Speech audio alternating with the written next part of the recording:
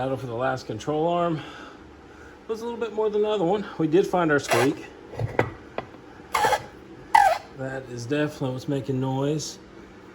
Some rubbing marks. Obviously this thing's worn out, and even the replacement bushing or ball joint is done. So on this, because the steering shaft's here, I had to take it partially apart, as you can see down here. That's all right. I'm gonna see if there's any upgrades for these. That's a collapsible joint. It works, but obviously you see it looks a little rough. And then down here is the, not a rope seal, I can't think of the name of it off the moment. Rag joint. So probably gonna replace that too, since I had to take it apart, but that's for another day. We're gonna bust this bad boy right here out. And we will have all the control arms apart. This one needs to be cleaned. That one needs to be sanded off and then painted. And up here is the spindle. Needs to be painted. The other spindle's not apart yet. Still need that to see how the other one goes back together. So let's get this broken down. We will finally have all the control arms apart, painted, and then be ready to be stacked again. Okay, so Buick stuff, so they did use good stuff. All right, so let's get this bad boy apart. All right, time to make this stuff a little nicer. Got just about everything laid out here except for the other spindle. I need to keep it together so I know how they go back together, because they're like a two-piece that I'm not very familiar with. Again, we're using the POR 15. Stuff works really good. Got a few places to touch up on this one, and that one a little chip off, but we have to coat everything so everything looks nice and new. We've got more suspension parts in, so we'll go over that here in a little bit. I'm just going to go ahead and do the back too with all its bushings, because of the simple fact that the front was so unsafe. We just need to make this thing safe and not have any issues. Got our little sticker put up. Today's Mother's Day. The sticker kind of means a little something to me. My grandmother, I was extremely close to her. We lost her this year.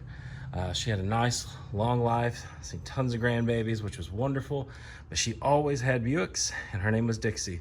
So Dixie Oils and Gasoline. Basically every time I'm in the car or walk up to it from the back, I'll always remember her, because she was a stellar lady. But we are coming along. Hopefully we'll get this stuff up and going. I was actually off on the dates on the Buick Nationals and everything. So we actually have a week. We might be able to get it done. Not sure, depends on how much stuff fights is going together. And this is my little buddy today. This is Peanut. Peanut, what are you doing, baby boy? And we're playing fetch while we do a little painting. So today's a good Sunday. So let me get these all coated and I'll show you guys what they turn out like. All right, so one control arm, everything's already pressed.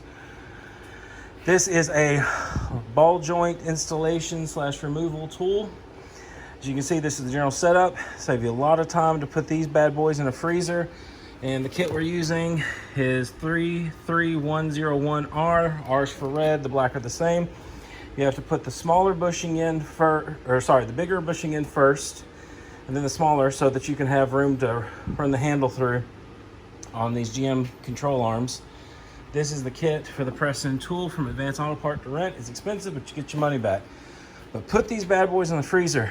That will save you a lot of time and a lot of headache, and they'll go right in. We've got that one done. Get these done, so get the ball joints in, and that'll have these taken care of for the most part. We're doing a little mock-up. This is the passenger side upper control arm. These are our offset shafts.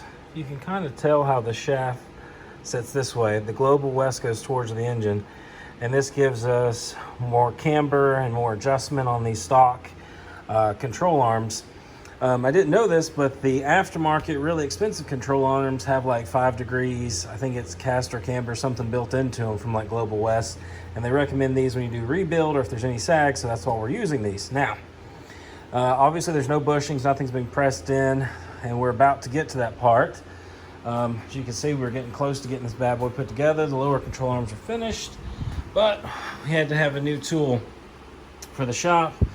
Harbor Freight had a sell on its hydraulic presses. which was awesome because this thing total was like 150, 160 bucks. It is very cheap and chintzy, but for no more than what I'm going to use it for, that's cheap. That's really the only tool we've had to buy special. All this other stuff like this one are all rental tools that we've been able to put back. So we've got to press in the bushings on the side while this shaft is in. I think, if I'm not mistaken, we can push one side in because this shaft fits through here, but the other one, it has to be in ready to go. And then I think we can just take and press in the plastic pieces on their own. I don't think they have to be in. What we're gonna have to do though is take the bar stock and in a safe manner, cut it and get it to sit between here and here. When you start putting pressure on this, it'll want to come in and you can crack this or you can deform it. And I don't think I've got the instructions with me, unfortunately, but even the instructions from Energy Suspension's like, hey, you need something between here and here to make sure that this isn't gonna go anywhere. So I'm gonna measure this one and cut it. Basically, I'm gonna do like 1 or 2 thou press so that I have to basically hammer this in between here and there. Then I'm gonna find what sockets are needed to press all this stuff in. The outer bushings that we're pressing in are in the mini fridge over there with the Bucky sticker so that they will be a little bit easier to put in. I'm hoping these are not as much pressure as what this is, because to be honest, I think the press will work, but I don't trust it. It is a little flimsy. It is Harbor Freight, so you know, their jack stands were wonderful, so who knows? No, I'm just kidding. At least they were owned up to that. But I'm very excited because all this stuff's about to be out of the floor. Once these are all together, those can get bolted in loosely because you don't torque in the bottom bolts until it's on the ground. But basically, more and more parts will come off the table, and we've got even more parts that have come in for the rear. As you can tell, it is a hot night in the shop tonight. And we have been working hard to get everything ready to go back on the car, but we have made progress, and I had to give myself a little motivation, so I'll flip the camera around and show you guys what I'm talking about. So first off, the place is a mess. We're gonna do a little cleanup here, be a little bit more organized so we can get this stuff back together. But look at all of our parts. So these bad boys were the upper control arms, were the hardest to rebuild. Had a friend come by, Chris, helped me beat in these bushings right here at the top. Extremely good help. Sometimes you just need help. The press wasn't working, but a little anger and what two guys can do in a shop with big hammers, there you go. But you can see all the parts, all the time and effort and money that we're putting into this car to make it handle good. Because you can skimp on a lot of stuff, but the handling and the security of knowing that the car is safe, it's a big deal. So I needed to get all this out here just to motivate me. We are making progress, finally. All right, look at those beauties. Upper and lower control arms in. Lower one was actually the bear. You actually have to squeeze these two together with that big clamp to get them in there. And then you still have to say some choice words, hit it with a hammer, and try it 2 different times, and then finally it goes. The top was a breeze. Now you don't tighten these up until the car sets in the bushing center, but on the top, these knurled bolts work perfectly. Basically, put 2 washers, torque them in, pulls the bolts in, grabs it. I'm doing what the shop recommended and reusing the original shim, so the alignment hopefully will be somewhat right. I've got to pick up a torque wrench tomorrow for these because I don't have anything 45 foot-pounds. And also may get a crow's foot or something so I can tighten those down a little easier. But that's coming along. I took apart the last drum brake. Those are the painted ones. This is the last set right here getting painted, so they'll dry tonight. It's like 1 in the morning. This is, what is this, Memorial? Yeah, Memorial Day weekend. So these are good to go on. Also got to get a spring compressor. Not gonna need to compress it much. And then we'll start on this side tomorrow after I pick up all the parts in town. Now this one up at the top is gonna be a little bit more tricky because we have that shaft in the way. So that's gonna be fun. Also need to pick up some new bolts for that shaft because they had some kind of janky ones. And I want some with some nylon washers on it to lock that thing in place. So yeah, it's all coming along. Hopefully all this is together and bolted in by the end of the day tomorrow. We're on the driver's side, putting the lower control arm, having to do a little clearancing. I just took a minute to look back into the car, and yeah, that's rock, mud, something. I think this car was a flood car at some point or something. Because how do you get all that in there?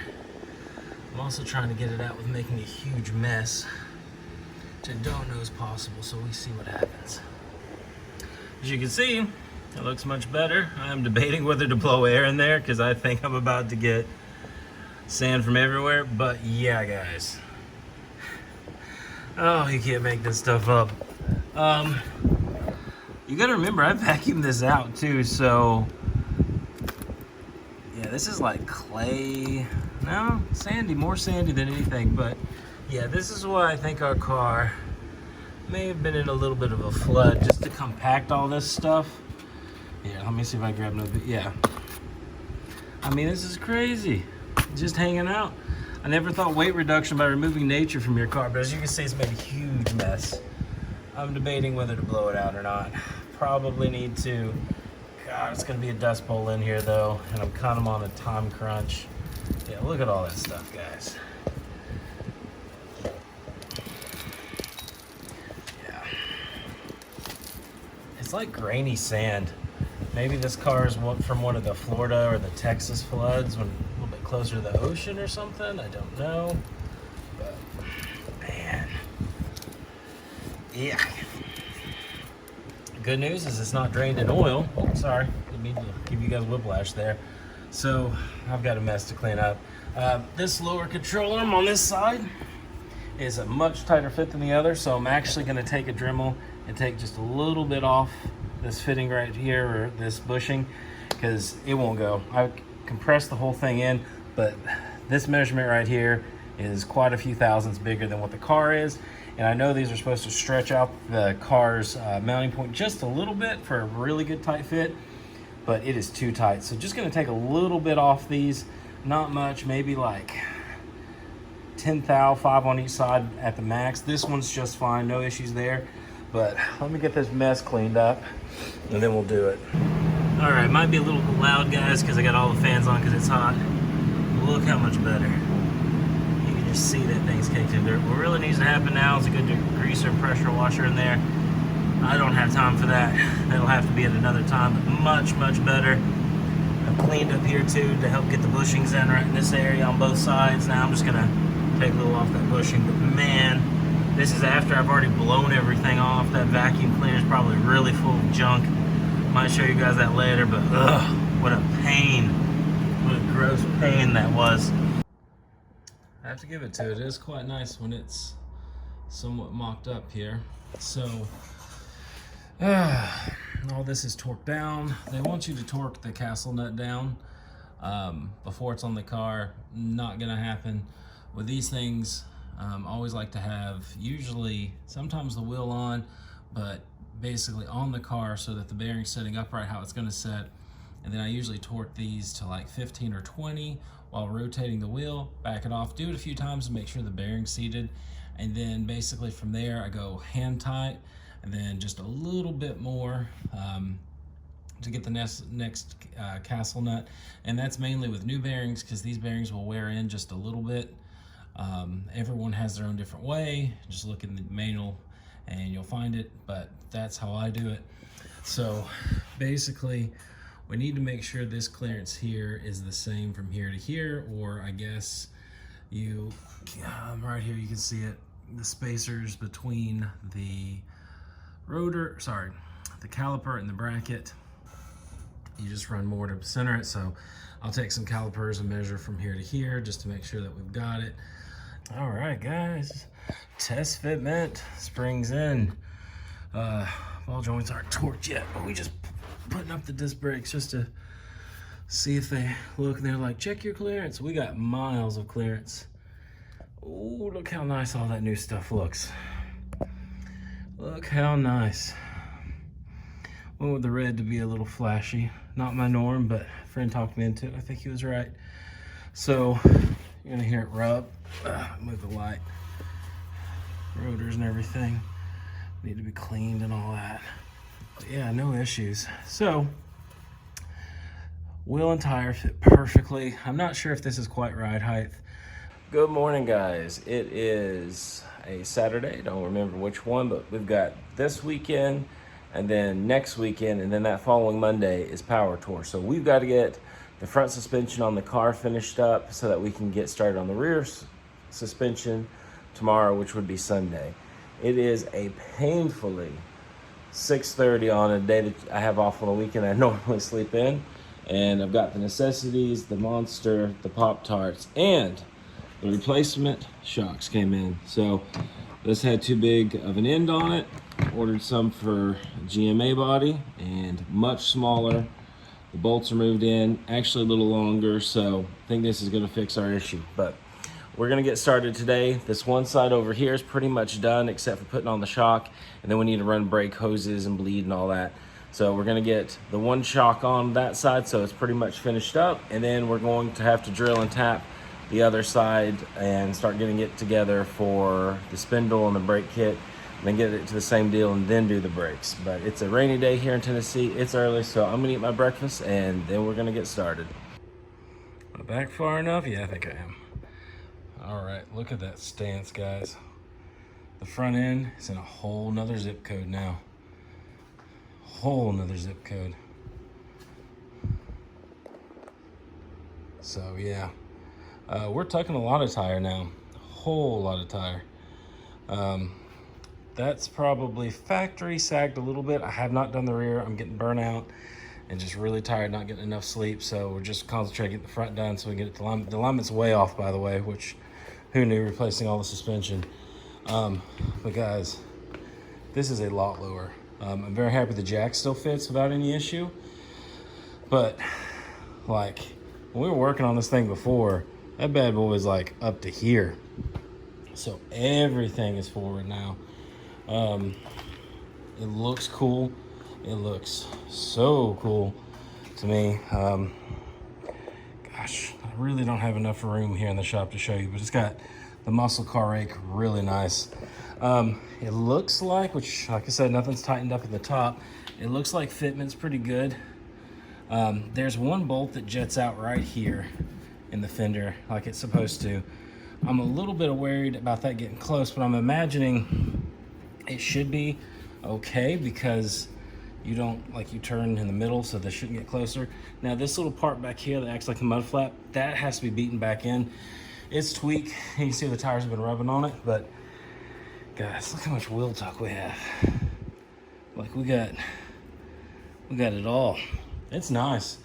I like it. And what I was saying, when you go up and down the suspension, it helps center this bar up here at the top, and so that we can tighten and torque down the top. So that'll be the first thing, and then we'll go to the bottom. Now the bottom, you're supposed to have the car at ride height, but since I don't have a lift, which is making this impossible, I'm probably gonna have to just jack the car back up, take a measurement on how far the wheel is up in the lip here, and torque them down that way. There's not a whole lot I can do. A few other things that we added. Yellow headlights in the front to the centers. I've seen that on some old street cars. Hated it at first, but I'm digging it now. And then we added a little flare. If you've ever seen Office Space, you gotta have flare. So we've added some stickers to give it that old school look. Rear